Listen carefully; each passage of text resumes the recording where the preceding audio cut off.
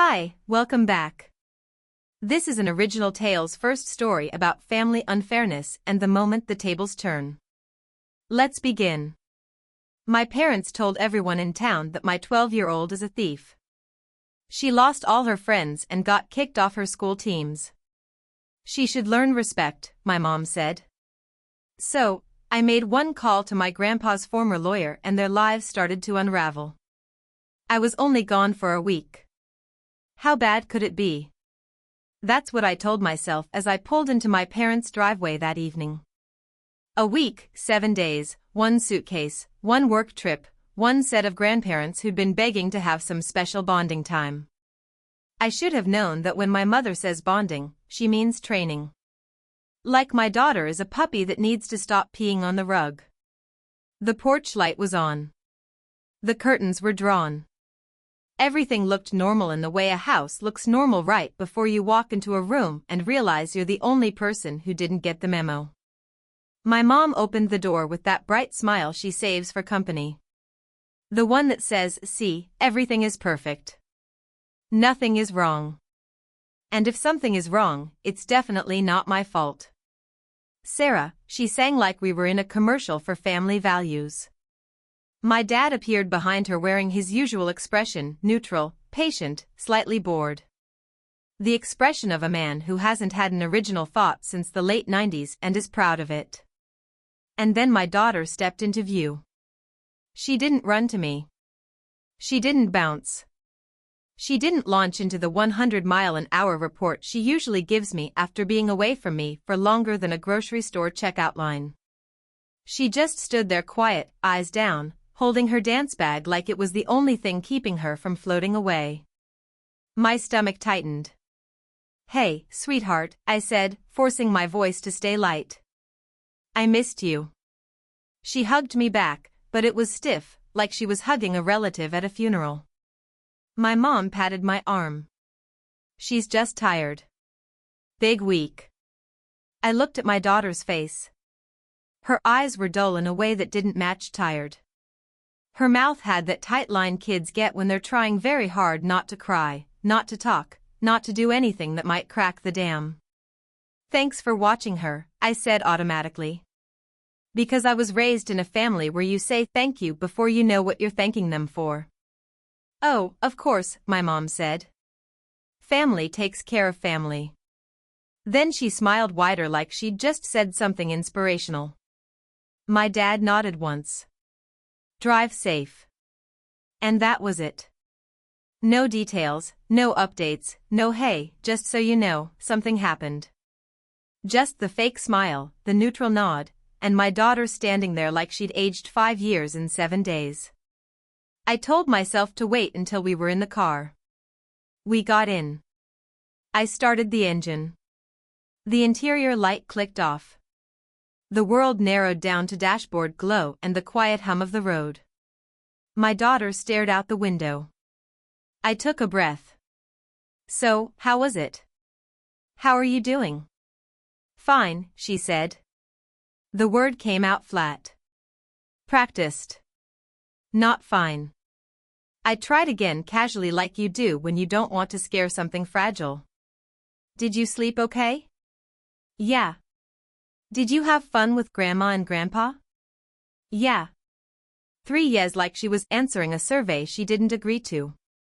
I swallowed. "How's dance going?" "You have a performance in a few days, right?" She didn't respond right away. I glanced at her. Her hands were clenched around the strap of her bag. Then she said quietly, "I'm not on the team anymore." I felt like someone had hit the brakes inside my chest. "What do you mean you're not on the team anymore?" "They kicked me out." The words were so matter-of-fact, like she was telling me the weather. My grip tightened on the steering wheel. "Why would they kick you out?" She didn't answer. "Sweetheart," I said, gentler now, because something was breaking in me. "Why?" Silence. The road stretched ahead of us, ordinary and calm, like it had no idea what was happening inside my car. I tried again. "Talk to me." "Okay, you can tell me." She swallowed, still staring out the window. I don't want to talk about it. That sentence landed heavier than they kicked me out because my daughter talks about everything. She talks about the weird sound the fridge makes. She talks about a teacher's earrings. She talks about the way a kid in math class breathes too loud. When she says she doesn't want to talk, it means she's holding something that hurts too much to touch. We drove in silence for a while. And in that silence, my brain did what it always does when it's terrified. It tried to fix things with normalcy. Like if I could find the right familiar thread, I could pull her back to herself. So, I said lightly, like I wasn't internally screaming. Do you already have a present for Sophie for her birthday on Saturday? My daughter's jaw tightened. I'm not going, she said. I blinked. What do you mean you're not going? You've been talking about Sophie's birthday for weeks. I'm not invited. The words were small. The meaning was enormous. I felt my pulse in my throat. Why aren't you invited? She didn't answer. She stared at the window, the streetlights passing like slow blinking eyes. I kept my voice calm because that's what you do when your child is in freefall. You don't scream. You become the ground. But inside my head, I was panicking. Who is this kid? Where is my kid? What happened in a week? We got home. I made dinner because mothers are ridiculous creatures who will sauté vegetables while their entire world is collapsing. My daughter sat at the table. She ate a few bites like she was doing it out of obligation to gravity. No talking, no complaining, no asking for dessert. After a few minutes, I set my fork down and said, "Okay, what happened?" She stared at her plate.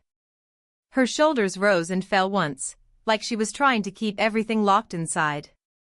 Then her face crumpled. Tears came fast, the way they do when a kid has been holding them back for too long.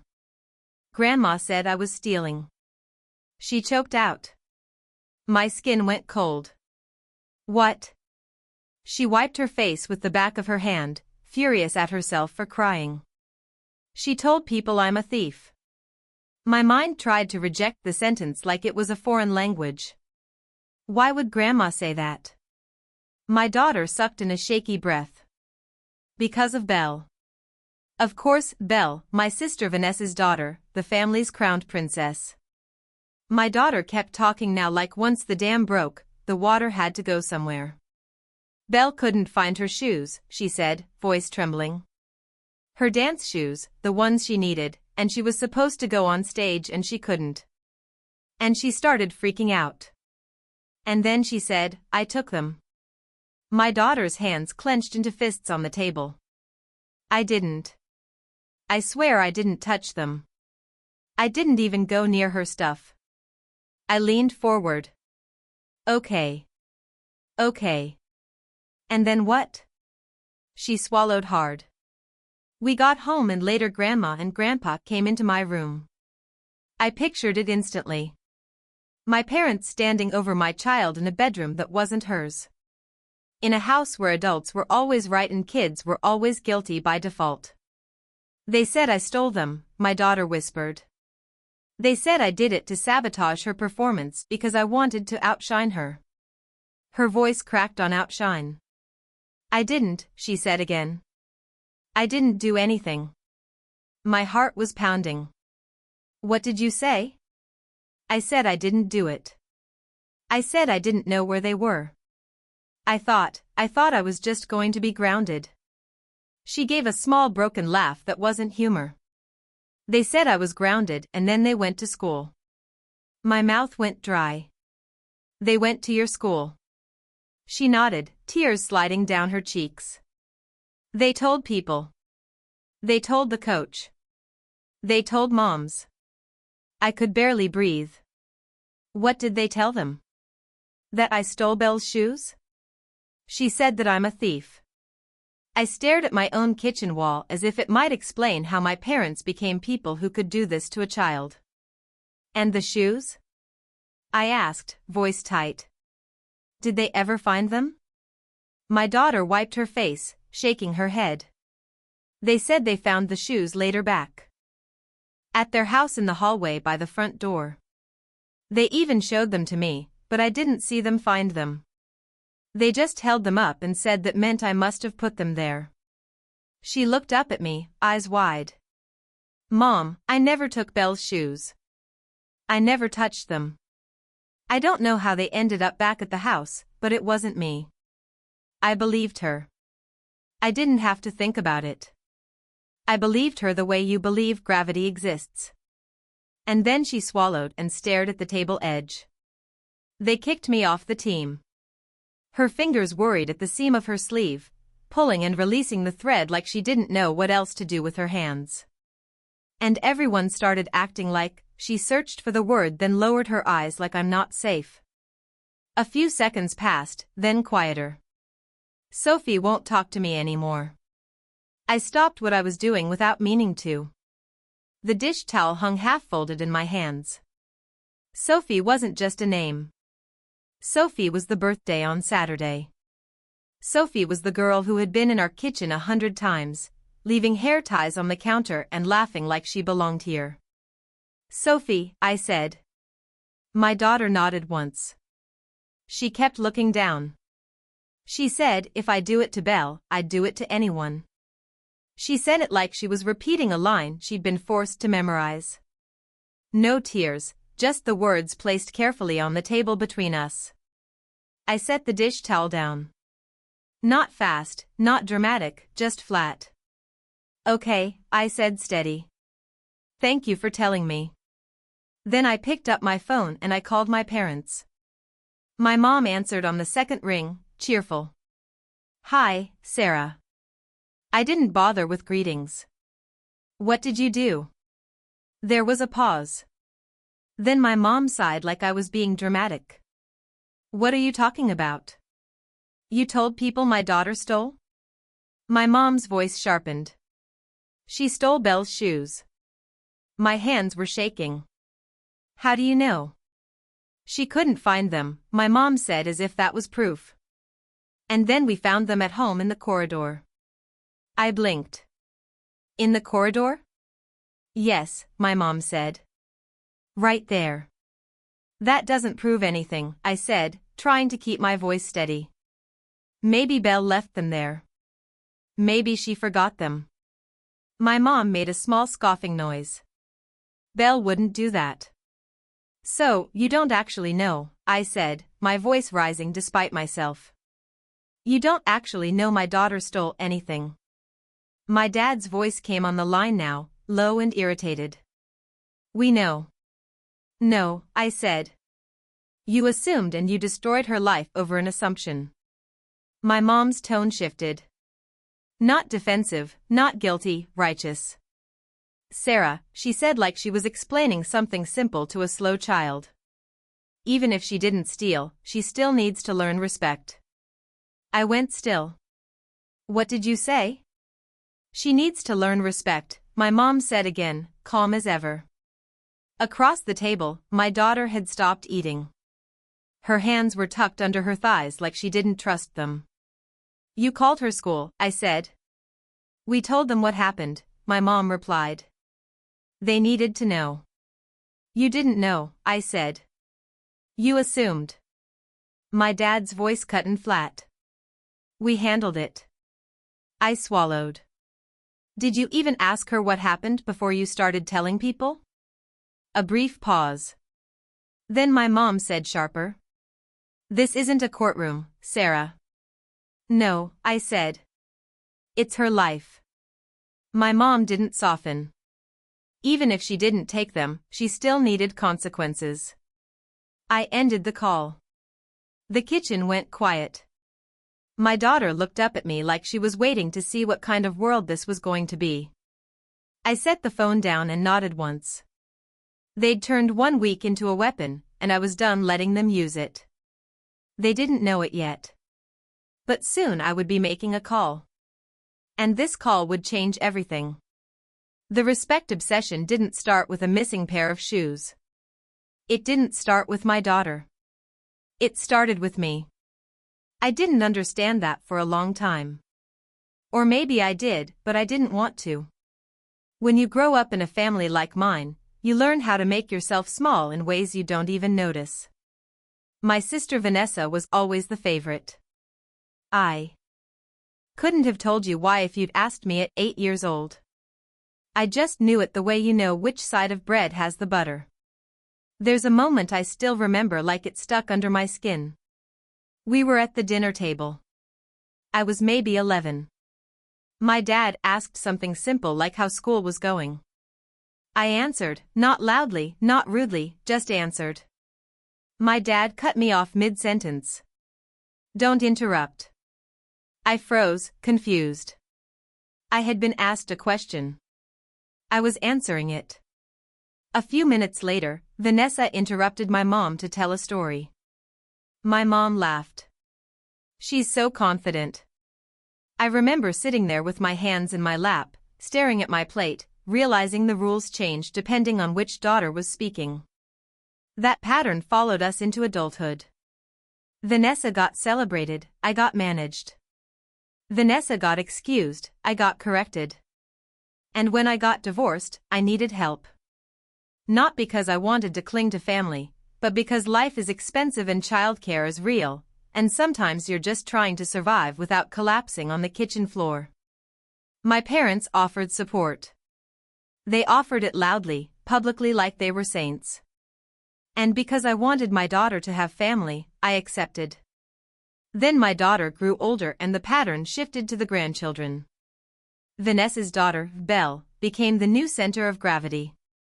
You could feel it in the way my mother's voice softened when she said her name. In the way my dad showed up early for Belle's events and late for mine. And you could see it in the way my parents reacted the first time my daughter outshined Belle.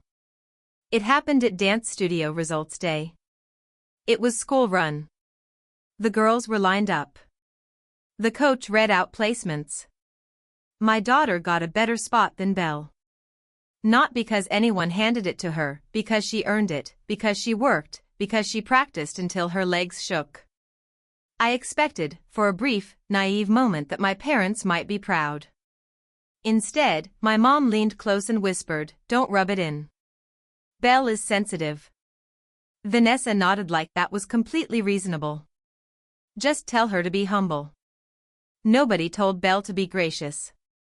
Only my daughter to shrink. And then there was my grandfather, my mom's dad, the only adult in my family who made me feel like we were allowed to exist as ourselves. When my daughter practiced in the living room, he'd sit and watch the whole routine like it mattered. He'd ask her questions about what she was learning. He'd praise effort, not attention. He treated her like a person. He died 3 years ago when my daughter was 9. After the funeral, I asked my parents if I needed to sign anything. My mom waved her hand like paperwork was an annoying mosquito. "No, we're handling it." "Don't worry about paperwork," my dad added. "It's taken care of." And because I was grieving and exhausted and trained not to challenge them, I accepted it. I didn't know then what I know now. I didn't know that when my parents say handled, it means controlled. I didn't know that the week I left my daughter in their care would be the week they decided to teach her respect. I didn't sleep that night. Not really. I lay in bed listening to my daughter's breathing down the hall, thinking about how quickly a child's world can be destroyed by adults with nice smiles and community connections. The next morning, I did what mothers do when panic turns into purpose. I moved. I called the coach. I called the school. I called Sophie's mom. Each call felt like hitting a wall covered in polite words. "Oh, we're so sorry. We understand you're upset. We have to consider the safety of other children." Your parents seemed very sure. It was amazing, actually. How very sure is apparently a substitute for proof. My daughter sat on the couch, hoodie pulled up, staring at nothing. She flinched every time my phone rang. That's when I realized explaining it calmly wasn't going to fix this. I needed someone who spoke authority, someone official, someone who didn't care how charming my mom could be in public. So, I called my grandpa's former lawyer. When he was alive, he used to praise her. Said she could fix any problem. So, I made an appointment. She was a woman in her 50s with sharp eyes and a calm voice. The kind of calm that doesn't come from peace. It comes from experience. I brought my daughter with me, not to traumatize her with legal talk, to show her that she is not powerless and that people can't treat her the way they did without consequences. Adults don't get to destroy her and call it discipline. My daughter sat beside me, hands folded in her lap, trying to look brave. She had that tight, careful posture kids get when they're afraid of taking up space. The lawyer listened to my story without interrupting. When I finished, she nodded once.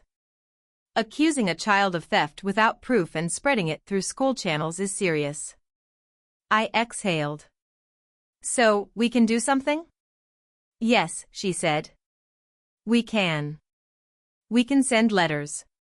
We can demand written basis for the school decisions, including why the school dance team has kicked her out, and we can warn your parents that continued false statements have consequences.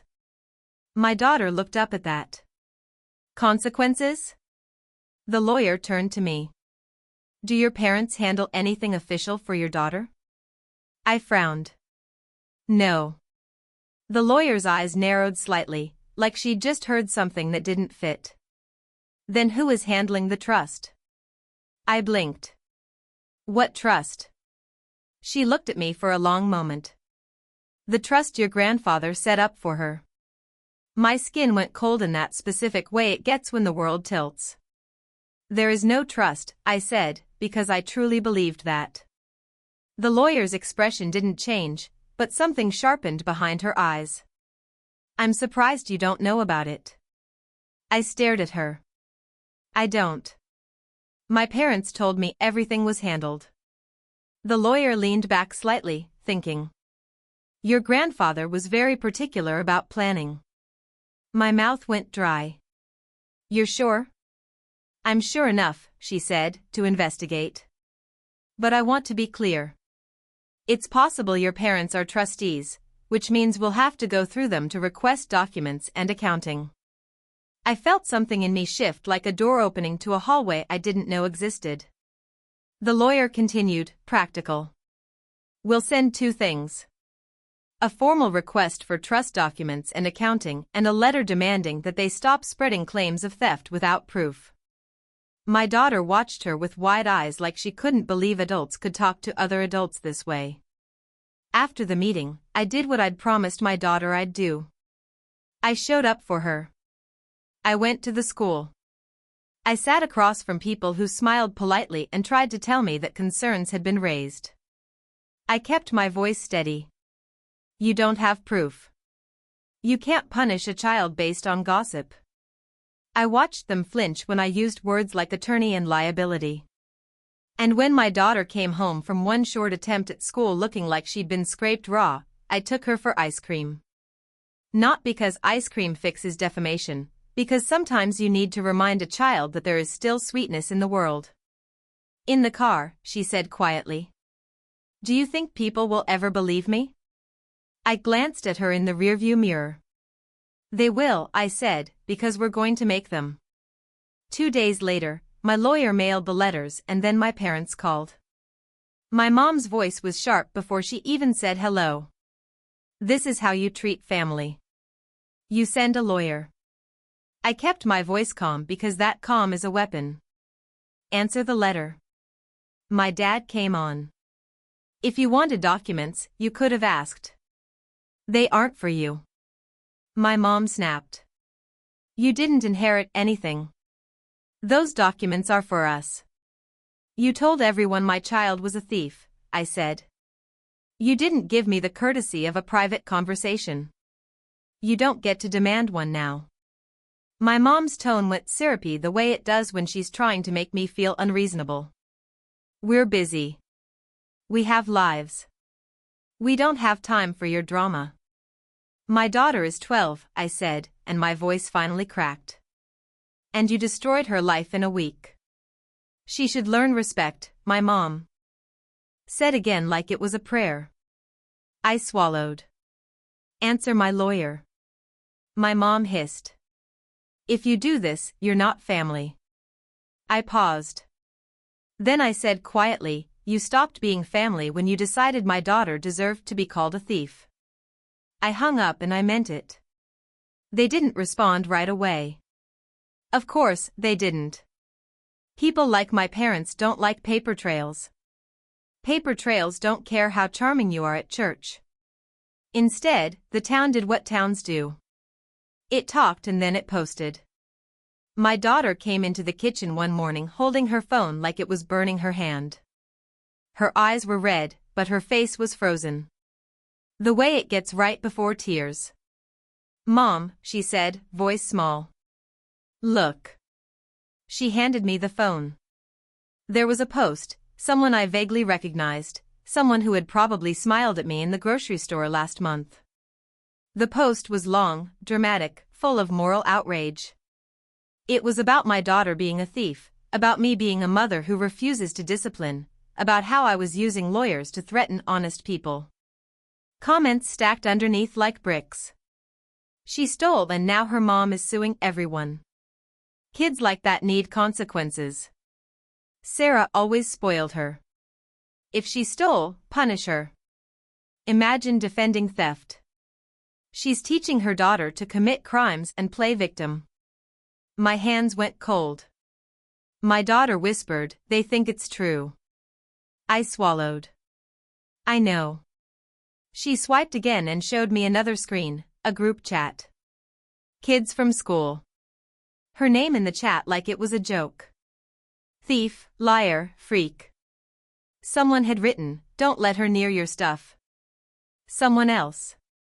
Her mom is crazy. She's suing. My daughter's breathing hitched. I didn't do anything, she said like she was trying to convince the air. I know, I said. And then I did the only thing I could do in that moment. I pulled her into my arms, held her tight, and let her cry into my shirt while I stared at the phone and felt something in me harden. They were trying to break her again, this time with a crowd. My daughter didn't go to school that day or the next. She kept saying, my life is ruined. Like 12 is old enough to feel the finality of social death, but too young to know it isn't permanent. I took screenshots. I documented every post, every comment, every call. I sent everything to the lawyer. The lawyer replied simply, we will add this. Do not respond publicly. We will proceed. A private message from Belle popped up. Can we talk? Are you in school? My daughter stared at it like it might change if she waited long enough. Her thumb hovered over the screen without touching anything. She didn't type. She didn't even blink for a second. The typing dots appeared, disappeared, then appeared again. Another message followed. Can we meet anyway alone? My daughter's shoulders lifted like she'd braced for a hit. She let out a slow breath through her nose, the kind kids do when they're trying not to cry in front of an adult. She finally looked at me, eyes glassy and flat at the same time. What do I do? She asked, barely audible. We don't do anything alone, I said. If she wants to talk, it's where I can see you. She nodded once, stiff. I called the school and told them we were coming by to pick up assignments since she'd been home. At the front office, my daughter kept her hood up and her hands hidden in her sleeves. The receptionist's smile didn't quite reach her eyes. And then Belle appeared near the hallway like she'd been waiting for us to walk in. She saw my daughter and stopped. Her face flickered, pale, then flushed, like she couldn't decide whether to run or speak. Can we talk? Belle asked, quiet. My daughter nodded. Belle's eyes slid to me. Alone. You can talk where I can see you, I said. Belle hesitated, then nodded. They walked a few steps down the hall and stopped near the glass doors, still in my line of sight, out of earshot. As they started walking, my daughter slipped her phone into her pocket. At the time, I thought it was just a nervous habit. They talked for a minute, maybe two. Belle kept twisting her bag. Strap. My daughter barely moved, like she didn't trust herself to do anything that could be misread. Then my daughter turned and walked back toward me. Her eyes were wide and glossy. Her face looked like it had lost all its color. She confessed, she said quietly. I kept my voice even. Confessed what? My daughter swallowed hard. I recorded it. You did? She nodded quickly. Before I walked over, I pressed record because nobody believes me. We went home. At the kitchen table, she set the phone down between us. Her finger trembled when she hit play. Belle's voice came through tight and fast. She said she couldn't find her shoes. She said she panicked. She said she blamed my daughter. Then her voice dropped. And then I found them later. Belle said they were with my stuff at home. I think I forgot. A pause. Breathing. Belle trying not to cry. I wanted to tell people, she said. But Grandma told me not to. My daughter's head snapped up like her body reacted before her mind could. Belle kept going, voice smaller now. She said it was already done. She said it would teach you respect and that I shouldn't tell anyone, but now everyone hates you. I don't mean for any of this. The recording ended. My daughter stared at the phone like it was proof and betrayal at the same time. She whispered, so they knew. I reached across the table and covered her hand. Her fingers were cold. Yes, I said. She didn't go to school the next day either. I didn't force her. I couldn't. A few days later, the lawyer called. Sarah, she said, voice serious. We received documents. My parents finally responded. After delay, she said. Yes. She didn't start with feelings. She started with facts. There is a trust, she said. Funded at about $43,000 when your grandfather died, she continued, calm and precise. And annual distributions for education and at activities, a larger amount at 16, the remainder at 18, I swallowed. My daughter never got anything. No, she said. She didn't. Then your parents as trustees took money out as advances or loans around $18,000 over the last few years. A beat. None of it was repaid. Why would they do this? I asked, but it came out thin. On the other end, the lawyer didn't answer right away. Papers shifted. A pen tapped once, then stopped. There's one more thing, she said. In the trust, there's a clause. A clause? A misconduct provision? She said, a character clause. I stayed quiet. Behind me, my daughter's spoon clicked softly against her bowl, slow and absent. It allows the trustees to withhold or reduce distributions if the beneficiary is convicted of theft or another serious offense, the lawyer said. Or if there's a formal finding of dishonest conduct or if the trustees decide a distribution would be unsafe or inappropriate. The words lined up with everything my mother had said about respect, and suddenly they didn't sound like discipline. They sounded like a plan. So they tried to brand her a thief, I said. The lawyer's voice stayed careful. This smear campaign alone probably wouldn't trigger it. Not without something official. But it could be the start, I said. Yes, she replied. A pattern, something that makes a later accusation easier to push into an official record. I lowered myself into a chair. My daughter looked up from the table, not asking what was said, just watching my face like she could read the answer there. If it ever did get official, I asked. What happens to the money? It doesn't disappear. The lawyer said it follows the trust. Alternate beneficiaries. My mouth went dry. Who? Potentially your parents, she said. Or another named branch of the family. I turned and looked at my daughter, shoulders hunched, hands wrapped around her spoon like it was the only steady thing left. 12 years old and already learning how quickly adults can decide who you are. Send me everything, I said into the phone. I will, the lawyer replied. And don't engage with them directly. Keep every message, every post, every call. I hung up and stood there for a second, phone still in my hand. My parents hadn't just punished a child. They'd been setting a trap and they didn't know it yet, but they were the ones standing closest to it. By the time everything caught up, the story had already changed. The assistant principal didn't interrupt when I played the recording. He didn't nod. He didn't frown. He sat perfectly still, hands folded on the desk, eyes fixed somewhere just past my phone. When it ended, he didn't look at me right away. He reached for a legal pad, tore off the top sheet, and slid it into a folder without reading it. Then he said, "We'll need a copy of that." Not can we? Not if you don't mind. That's how authority actually works. Quiet, sudden, and allergic to embarrassment. Within days, my daughter's record was corrected. Not announced, not apologized for, corrected. The school activities office followed suit. The coach called her back onto the team with the kind of voice people use when they're trying very hard not to admit they were wrong. Once the adults stopped treating rumor like evidence, the kids followed. The group chats went quiet. The posts stopped getting traction. A few friends reappeared. Awkward but sincere. Not everyone came back and that was fine. My daughter stopped walking like she was waiting to be shoved. Belle switched schools before the semester ended. No explanation, no goodbye, just absence.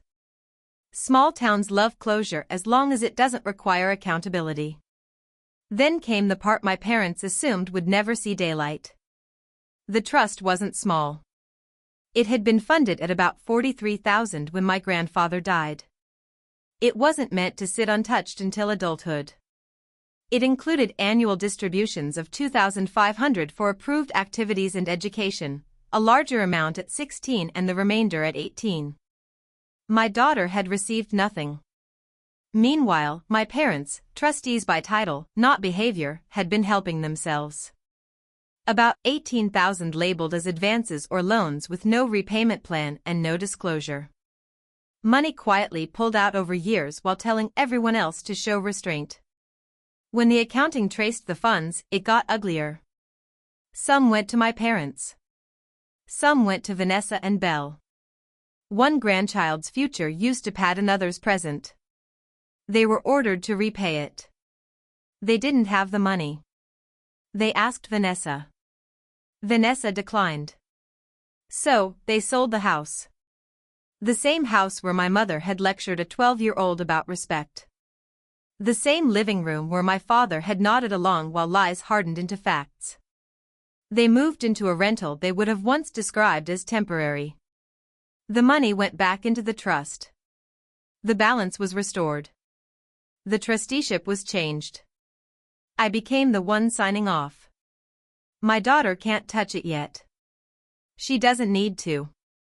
What she needed was protection, not spending power.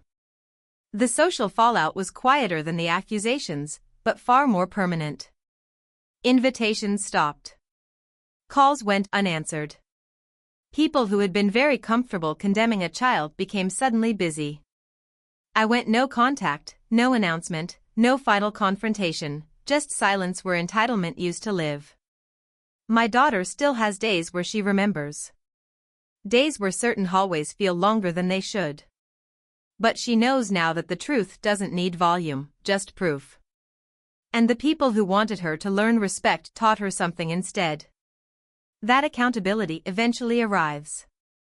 And it never knocks politely. So tell me, did I go too far or not far enough? Let me know in the comments. And if you want more stories like this, subscribe.